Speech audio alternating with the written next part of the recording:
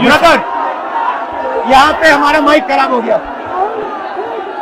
और public meeting करना मुश्किल है। जी बिल्कुल ठीक बात है। तो मैंने सोचा कि हम थोड़ा यूपी के बारे में बातचीत कर लें और आप अपना पर्सपेक्टिव हमें बताइए, हम आपको अपना पर्सपेक्टिव बताते हैं, थोड़ी डिस्कशन करते हैं। और ठीक बात है।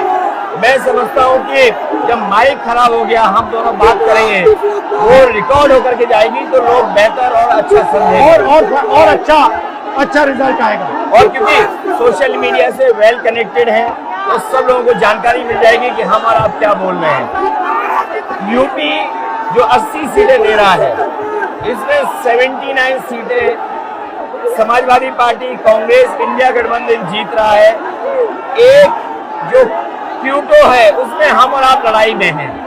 और इस बार क्यूटो नाम कैसे जापान वाला ही है? ये क्यूटो क्योंकि जो प्रधान सांसद हैं, उन्हें सपना दिखाया था काशी के लोगों को कि दुनिया की सबसे बेहतर सिटी बनेगी क्यूटो। तो क्यूटो बनी नहीं बनी, काशी के लोग ये तय करेंगे और फिर वोट डालेंगे। तो इस बार मन मर्जी नहीं चलनी है, मन की बात नहीं चलेगी, हमारे आपकी बात और 140 करोड़ लोगों की बात और संविधान की बात होगी। और आपने देखा, हम सब ने देखा कि यूपी को नरेंद्र मोदी जी ने बेरोजगारी का सेंटर बना दिया और इतनी बेरोजगारी की है।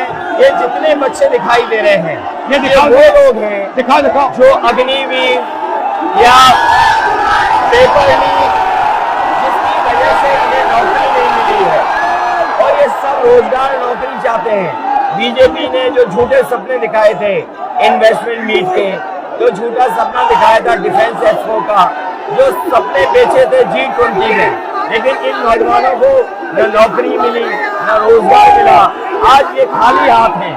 तो इसलिए हमें और आप मिल के, जो आपने कहा, जो इंडिया गठबंधन कह रहा है कि 30 लाख बच्चों को नौकरी दी जाएगी, उस दिशा में हम लोग काम करेंगे। और पहली नौकरी पक्की स्कीम, जिसके माध्यम से हर ग्रेजुएट को नौकरी का अधिकार, बेहतरीन ट्रेनिंग और बैंक अकाउंट में 1 लाख रुपए साल के। आपने नोट किया कि मोदी जी खटाखट बोलने शुरू कर दिए। ये आपके खटाखट के बाद वो रटारट खटाखट कर रहे हैं। अच्छा, आप एक बात बताइए, मुझे क्यूरियोसिटी है, थोड़ा आप अपने पापा के बारे में मुझे बताइए जी। मुलायम सिंह यादव जी के बारे में बताइए। आपने उनसे क्या सीखा? नेताजी और उनके साथ के लोग बिल्कुल जमीनी राजनीति करते रहे। हालांकि नेताजी कुश्ती, पहलवान और गांव आप के थे। करते हो कुश्ती? नहीं, मैं कुश्ती नहीं कर पाया जीवन में, क्योंकि मैं मिलिट्री स्कूल में चला गया तो कुश्ती नहीं कर पाया।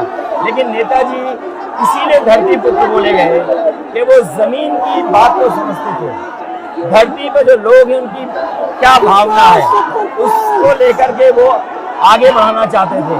और आपका इस क्षेत्र से और इस शहर से आज का लगाव नहीं है, न जाने कितने सालों पुराना लगाव है।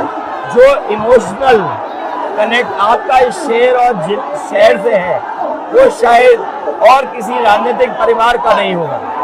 तो नेताजी से उनका हार्डवर्क और अपने लक्ष्य के लिए लगातार काम करते रहना, जो गैर बराबरी की लड़ाई डॉक्टर राम मनोहर लोहिया यहीं लड़े थे। हालांकि हमारी आपकी विचारधारा की यहाँ टकराव रहा, लेकिन हमारे व्यक्तिगत या जो सिद्धांत में कभी समझौता नहीं हुआ। सिद्धांत को लेकर के हमने आपके साथ खड़े हुए और कई बार खड़े हुए, और आपकी भी पार्टी सिद्धांत से बहुत करीब रही समाजवादियों के। बट मुझे लगता है कि अब एक नई तरीके की पार्टनरशिप बन रही है, क्योंकि जो इस बार हमारा कोऑपरेशन है, शायद पहले ऐसा कोऑपरेशन नहीं हुआ। मतलब बिल्कुल सब जुड़ गए। सबसे अच्छा ये है कि जितना उन्होंने कहा 2 लड़कों की जोड़ी, उतना युवा आपसे, हमसे, इंडिया गठबंधन से और जुड़ गया। तो ये नेचुरल अलायंस है, और नेचुरल अलायंस इसलिए लोग महसूस कर रहे हैं कि वो चाहते हैं कि नौकरी और रोजगार मिले, नौकरी और रोजगार मिले। तो ये बड़ी भावना है कि हमसे आपसे ये यूथ कनेक्ट कर रहा है। सबसे बड़ी बात, महंगाई की चोट सबसे ज्यादा इन लड़कों को लगती है। हमारी थिंकिंग है और आपकी भी है कि ये जो 22-25 लोगों को नरेंद्र मोदी जी ने पूरा का पूरा धन पकड़ा है, उसको ठीक करने के लिए जो हमारे युवा हैं, माताएं बहनें हैं, उनको डायरेक्ट बैंक अकाउंट में पैसा देना। देखिए, ये जो लोगों के पास पैसा पहुंचने से जो अर्थव्यवस्था को लाभ मिलेगा, मैं समझता हूँ इनका भाग्य भी बनेगा और देश की अर्थव्यवस्था ही बेहतर होगी। ये जरूरी स्कीम है कि इनके अकाउंट में पैसा पहुंचे, जिससे थोड़ा बहुत जीवन स्तर इनका भी अच्छा हो। नरेंद्र मोदी जी डिबेट से क्यों डरते हैं? क्योंकि वो सच का सामना नहीं करना चाहते। पूरा उनका झूठ का गुब्बारा है। वो बीजेपी और बीजेपी के लोग मन मर्जी से चलते हैं, अपनी मर्जी से चलते हैं और उनको लगता है कि डिस्कशन की कोई जरूरत नहीं है, क्योंकि वो सब कुछ जानते हैं।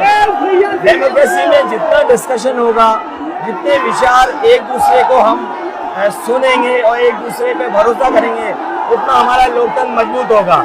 ये बीजेपी के लोगों ने न केवल हमारी जान को खतरा पैदा किया है, बल्कि लोकतंत्र को भी और संविधान को भी खतरा पैदा कर रहे हैं। और इसका नतीजा दिख रहा है कि चाइना हमारी जमीन के अंदर आ गया, ये बेरोजगारी बढ़ती जा रही है, जो प्रोडक्शन होता है वो नहीं हो रहा है, और पूरा का पूरा एक्सटॉर्शन, ईडी, सीबीआई, ये लोग मतलब एक्सटॉर्ट कर रहे हैं। कई बार सुनने को मिल रहा है और सरकार स्वीकार नहीं कर रही है, लद्दाख की हमारी सीमाएं सुरक्षित हो गई, और अरुणाचल के आसपास या सीमा जो चीन से छू रही है वो बहुत असुरक्षित है। तो चीन से जहां हमारा सीमाओं का खतरा है, वहीं चीन से हमारे बाजार को भी खतरा है।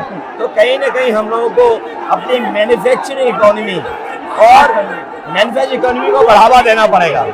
और ये जो स्कीम्स है, पहली नौकरी पक्की और महालक्ष्मी, ये मैन्युफैक्चरिंग सिस्टम को, इकोनॉमिक सिस्टम को जंप स्टार्ट करने के तरीके हैं। ये बहुत अच्छा जंप स्टार्ट होगा। इसको अगर फोकस होकर के आईआईटी, पॉलिटेक्निक, इंजीनियरिंग कॉलेजेस को, इन सबको इकोसिस्टम में ला करके, मैं समझता हूँ युवा नौजवानों को अच्छी नौकरी और रोजगार मिल पाएगा। और हमारा लक्ष्य है कि सब, हर जात को भागीदारी मिले, स्पेस मिले, हर इंस्टीट्यूशन में, बिजनेस में, एजुकेशन के सिस्टम में। तो वो हमारा, हम दोनों का लक्ष्य है। बिल्कुल। और क्योंकि जो बात सभी दल कहते थे, आज इंडिया गठबंधन कांग्रेस भी कह रही है कि सामाजिक न्याय जरूरी है, जाति जनगणना जरूरी है। देश के लिए ये बड़ी चीज है। जो दुनिया में अमेरिका है, यूरोप है, अपने उन लोगों के लिए जो पीछे छूट जाते हैं, उनके लिए कुछ काम करते हैं। तो हमारा जो देश जाति के आधार पर पिछड़ा है, तो इसको आगे बढ़ाने के लिए ये बड़ी भूमिका होगी इस बार। बहुत अच्छा लगा, अच्छी बहुत मीटिंग अच्छा रहा, बहुत अच्छी मीटिंग है। मुझे लगता है कि ये यूनिक मीटिंग है क्या।